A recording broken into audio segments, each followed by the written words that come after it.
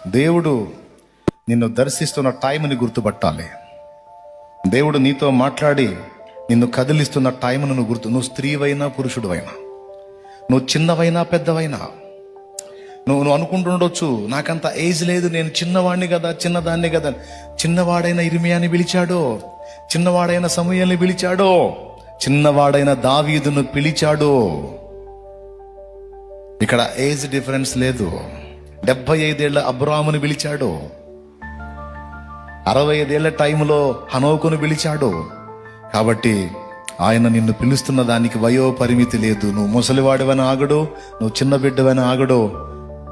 నువ్వు పనికొస్తావు, నువ్వు వాడబడాలి.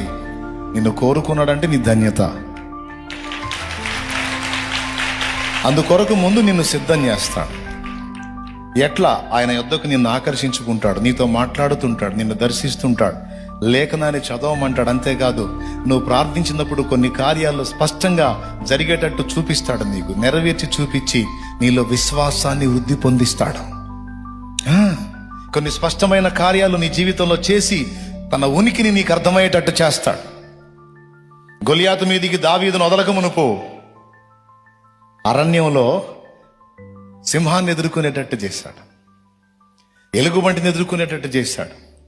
సింహము ఎలుగుబంటి దాడి అయిన తర్వాత, వాటిని చంపిన తర్వాత గొలియాతు మీదకి వదిలాడు. అంటే దావీదు విశ్వాసాన్ని ఎలా డెవలప్ చేశాడో చూడు. ఇప్పుడు 2 క్రూర జంతువుల్ని చంపినప్పుడు వీడెంత? ఆ రెండింటి మీద వాస్తవానికి పోరాడి జయం పొందడానికి నాకు బలం లేదు, కానీ వాటిని చంపగలిగానంటే అది నా శక్తి కాదు, ఆయన హస్తం నాకు తోడై ఉంది. ఆయన హస్తం నాకు తోడై ఉంది, ఆయన ఆత్మ నా మీద ఉన్నాడు. ఆ బలంతోనే నేను ఇది చేశాను. అదే ఆత్మ, అదే దేవుడు సున్నతి లేని ఫిలిస్తీని విషయంలో కూడా నాకు తోడై ఉంటాడు. జయమున్న అదే. అంటే గొలియాతును ఎదుర్కోకముందు 2 సందర్భాల్లో దావీదును రెడీ చేశాడు, సిద్ధపరిచాడు దేవుడు. ఇది గ్రహించండి. అట్లా దేవునికి సామీప్యంలోనికి నిన్ను తీసుకొని నువ్వు ప్రార్థించినప్పుడు స్పష్టమైన కార్యాలు నీ కళ్ళకు చూపిస్తాడు ఆయన. దాన్ని బట్టి నీలో విశ్వాసము బలం పొందుతుంది. విశ్వాసాన్ని బలపరచడానికి, సత్యమును నేర్పించడానికి, ఆయన సాహచర్యంలో ఉన్న మాధుర్యాన్ని అనుభవించడానికి రా, నా యొద్దకు రా అని నిన్ను పదే పదే పదే పదే ఆకర్షిస్తాడు. ఇదే గుర్తు.